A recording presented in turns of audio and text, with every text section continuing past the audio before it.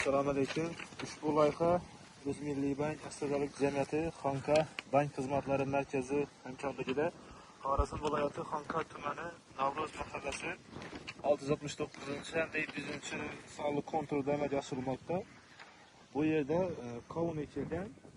Ushbu 669-konturni uzunligi 370 metrni, eniga esa 180 metrni tashkil etadi. 700-konturni uzunligi 260 metr, eniga 190 metrni tashkil etadi.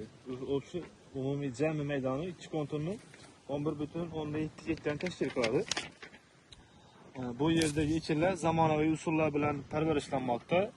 Hozirda ekinlar unib chiqqan, gullash jarayonida. Ekinlarni yetishtirish 90 kun davom etadi. Yetishtirish jarayonida sug'oriladi, tabiiy va mineral o'g'itlar bilan oziqlantiriladi. Ushbu loyihaga jami 26 ta dehqon xo'jaliklari biriktirilgan. Har bir dehqon uchun o'rtacha 45 sotiqdan yer maydonlari to'g'ri keladi.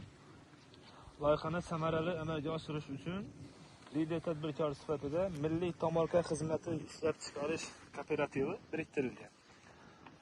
Ushbu loyiha bo'yicha har bir gektardan 35 tonna, jami 409,5 tonna hosil olish rejalashtirilgan.